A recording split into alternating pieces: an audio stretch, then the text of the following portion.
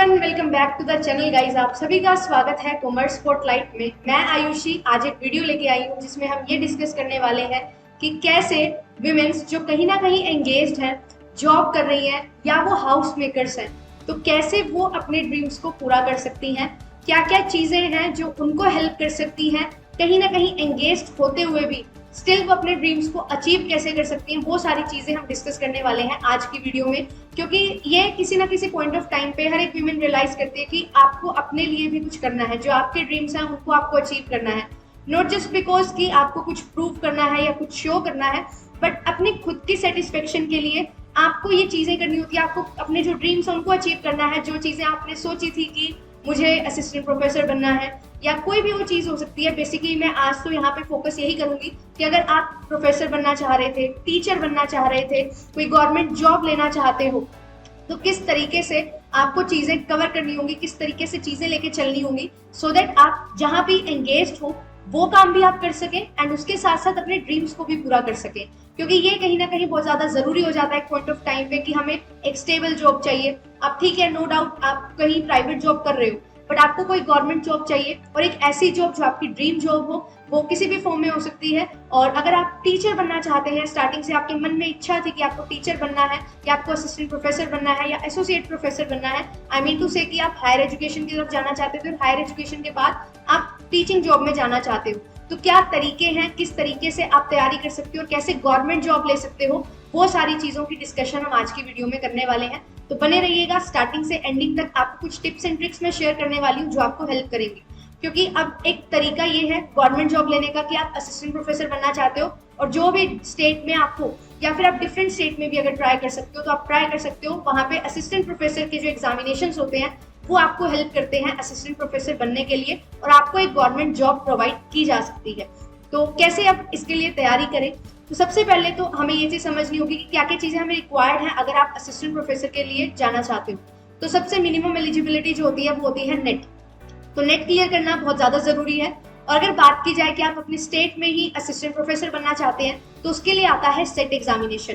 तो नेट या फिर सेट आपको क्लियर करना होगा। और नेट क्लियर करने से फायदा क्या होगा, आप केवल एक ही स्टेट में नहीं बल्कि ऑल ओवर इंडिया किसी भी स्टेट में as an assistant professor eligible हो जाते हो। तो आपके लिए ये फायदा होता है, आपका स्कोप यहाँ से बढ़ जाता है, जो आपको हेल्प करता है अपने ड्रीम को अच्छे से अचीव करने में। और आपके पास जो ऑप्शंस हैं वो बहुत सारे निकल के आते हैं यहाँ से।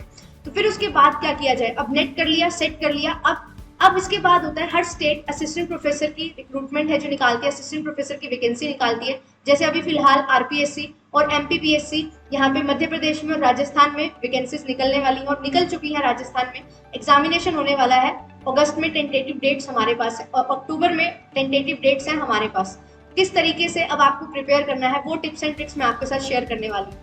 जब भी आप नेट के लिए प्रिपेयर करते हो तो जो मोस्ट ऑफ द सिलेबस होता है वो काफी सिमिलर रहता है, बट स्टेट बाय स्टेट ये चीज वेरी करती है कि किस स्टेट में किस तरीके से एलिजिबिलिटी क्राइटेरिया रखा गया है, क्या सिलेबस रखा गया है। तो आपको स्टेट वाइज अलग अलग सिलेबस है जो डाउनलोड करना होगा।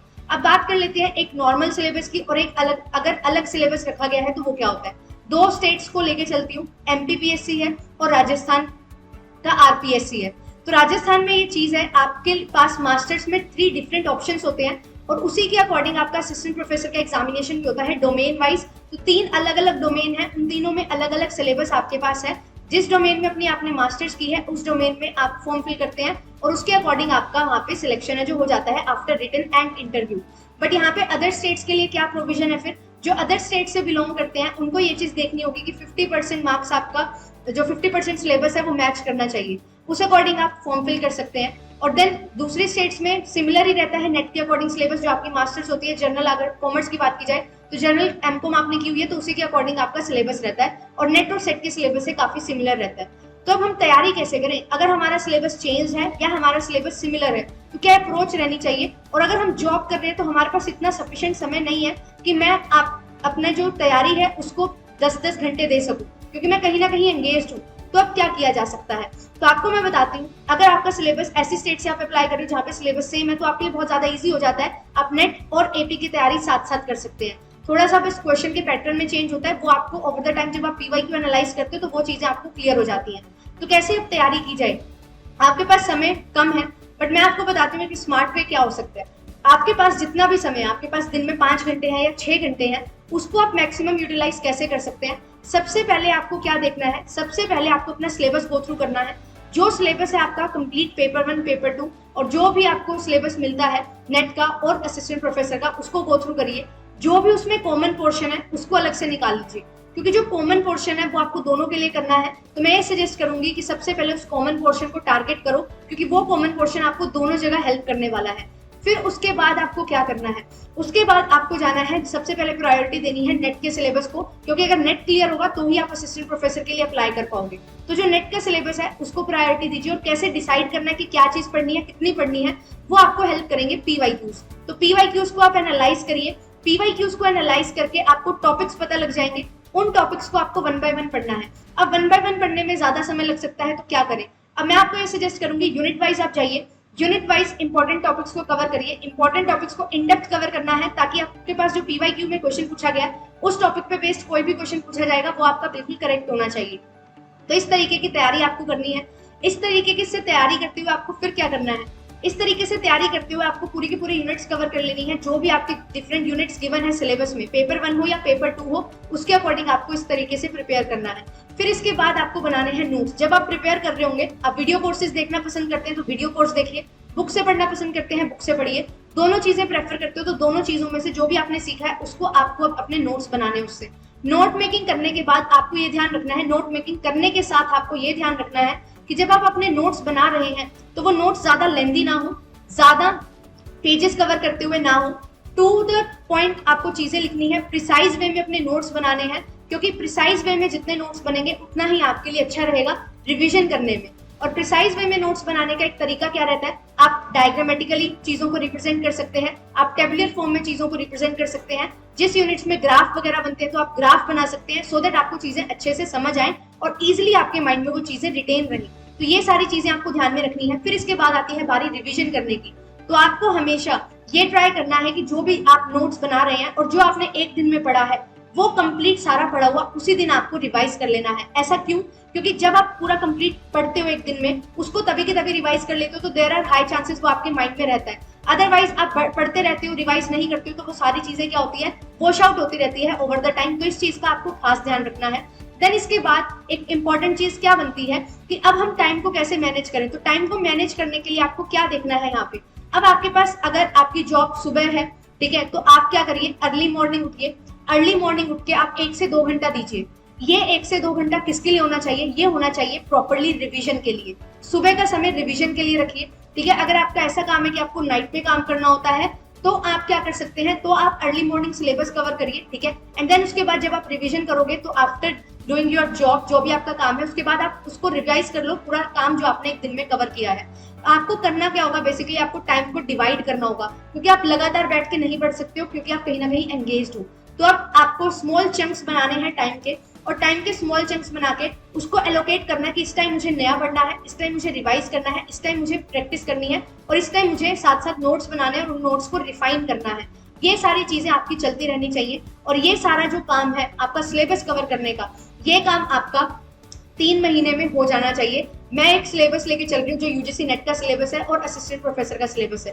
तो यूजीसी नेट का सिलेबस आपका ये 3 महीने से ज्यादा नहीं लेना चाहिए, इतना आपके पास समय होना चाहिए कि आप इस तरीके से ये चीजें कर सको। फिर उसके बाद बारी आती है मॉक टेस्ट की। अब आपने रिवीजन कर ली, नोट्स बना लिए, टाइम को मैनेज करके आपने प्रॉपर्ली बैलेंस की सारी चीजें, अब आपको लगाने हैं मॉक टेस्ट। और ये क्या, ये मॉक टेस्ट सिर्फ और सिर्फ मॉक टेस्ट लगाने हैं क्या, हम उसके बाद कुछ नए पढ़ेंगे नहीं? तो आप बिल्कुल पढ़ोगे। जो आप मॉक टेस्ट लगाओगे उसमें जो न्यू पॉइंट्स आएंगे उनको अपने नोट्स में आपको ऐड ऑन करना है, और नोट्स में ऐड ऑन करने के बाद उसको अच्छे से और रिवाइज करना है।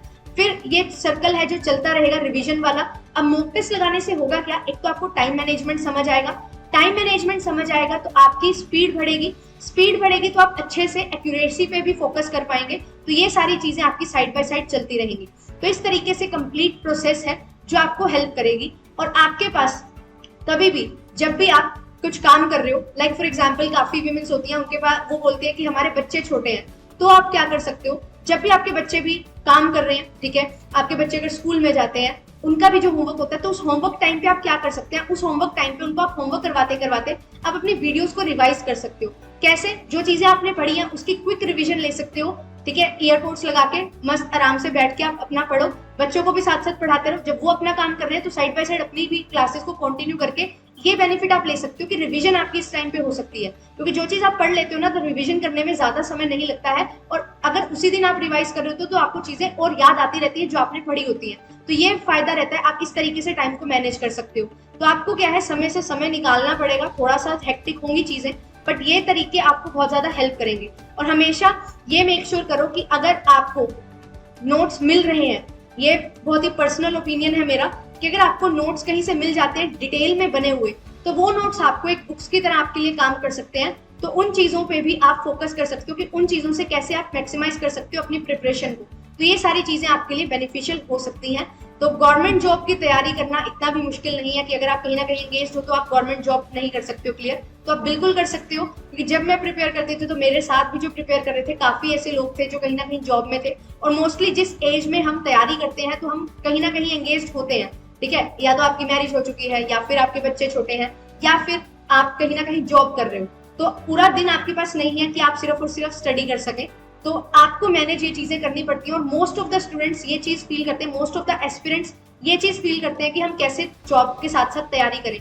तो जॉब के साथ साथ तैयारी करने के लिए आपको एक चीज यहाँ पे क्या करनी होगी, आपको टाइम को मैनेज करना होगा। दिन से 6 से 7 घंटे निकालिए दिन में से, और उसके अकॉर्डिंग आप लगातार नहीं पढ़ सकते हो तो आप टाइम को डिवाइड करिए। अर्ली मॉर्निंग, लेट नाइट, जैसे आपका मन करता है वैसे पढ़ो। दोपहर वाला टाइम है उसमें पढ़ो।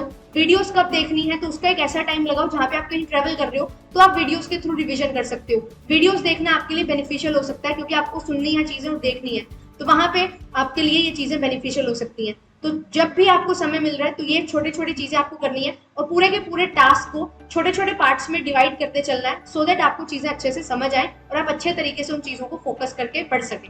ठीक है, और दूसरी चीज यहाँ पे है कि अगर आपको रेडीमेड मटेरियल मिल जाता है तो वो भी आपको बहुत ज्यादा हेल्प कर सकते हैं, जहाँ पे आपके लिए सारी चीजें तैयार होंगी, आपको जस्ट उनको समझ के पढ़ना है, अच्छे से रिवाइज करना है, और फिर मॉक टेस्ट आपको लगाने हैं। तो ये सारी चीजें आपको बेनिफिट देती हैं। अगर आप वीडियो कोर्सेज ज्वाइन करना चाहते हैं तो आप वीडियो कोर्सेज भी ज्वाइन कर सकते हैं, जिसमें आपको हेल्प मिल जाएगी, सारा कंटेंट आपको रेडी मिलेगा, सो दैट आपका जो टाइम है सर्च करने का कंटेंट को वो आपका बच जाता है, और आपको PYQs, expected question, test series, notes, ये सारी चीजें एक साथ मिल जाती हैं जो आपको बहुत ज्यादा हेल्प करती हैं। तो आप कंसीडर कर सकते हैं, JRF एप्लीकेशन पे भी कोर्सेज रन हो रहे हैं, आप उनको भी ज्वाइन कर सकते हैं। और अगर आपको लगता है कि आप सेल्फ स्टडी से कर सकते हैं तो yes, self study is also a better option, and I would suggest कि सेल्फ स्टडी तो आपको करनी ही पड़ेगी। एंड अगर आप कहीं से कोर्स ले रहे हो तो भी आपको सेल्फ स्टडी करनी है, नहीं ले रहे हो तो भी आपको सेल्फ स्टडी करनी है। बट द पॉइंट इज कि अगर आप कहीं से कोर्स लेते हो तो आपको चीजें मिल जाती हैं, आपको ज्यादा स्ट्रगल नहीं करना पड़ता। अदरवाइज आपको ये चीजें देखनी होंगी कि क्या चीज आपके लिए बेनिफिशियल है, क्या चीज आपके लिए एक्चुअल में यूजफुल है। तो ये सारी चीजों का ध्यान रखते हुए आप अपनी स्ट्रेटेजी, अपना डिसीजन बना सकते हैं। मैंने बहुत सारे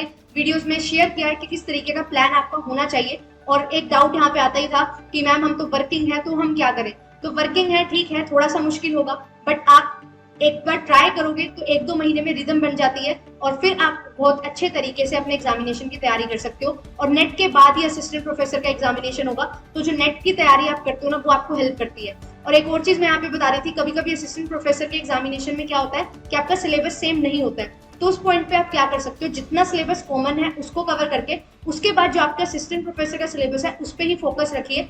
1 से 2 महीने में आपकी उस एग्जामिनेशन की तैयारी होती है जब, और उसके बाद आपको क्या करना है, PYQs लगाने हैं, टेस्ट सीरीज लगाने हैं, मॉक टेस्ट देने हैं, सो दैट आपको एक बेटर आइडिया मिले कि किस तरीके से हमें चीजें लेके चलनी होती हैं। तो ये सारी चीजें आपको हेल्प करती हैं आपके एग्जामिनेशन को क्रैक करने में और एक अच्छे तरीके से पढ़ने में। सबसे मोस्टली एक समअप अगर मैं करूं तो सिलेबस कवर करना, रिवीजन करना, मॉक टेस्ट लगाना, यही सार है किसी भी कॉम्पिटिटिव एग्जामिनेशन को क्लियर करने का और गवर्नमेंट जॉब और अपनी ड्रीम जॉब को लेने का। Thank you so much. मिलेंगे आपसे नेक्स्ट वीडियो में। वीडियो अच्छी लगती है तो लाइक कर सकते हैं, शेयर कर सकते हैं उन सभी के साथ जो भी अपने ड्रीम्स को पूरा करना चाहते हैं और कहीं ना कहीं एंगेज हैं, तो वो सोचते हैं कि शायद हम नहीं कर पाएंगे वो चीजें पूरी, बट यस, आप अपने ड्रीम्स पूरे कर सकते हो। कोशिश करनी है तो हमें बस स्टार्ट करना है, और जिस दिन आप स्टार्ट कर देते हो उसी दिन से आपकी सिलेक्शन के चांसेस हैं जो बहुत ज्यादा इंक्रीज हो जाते हैं।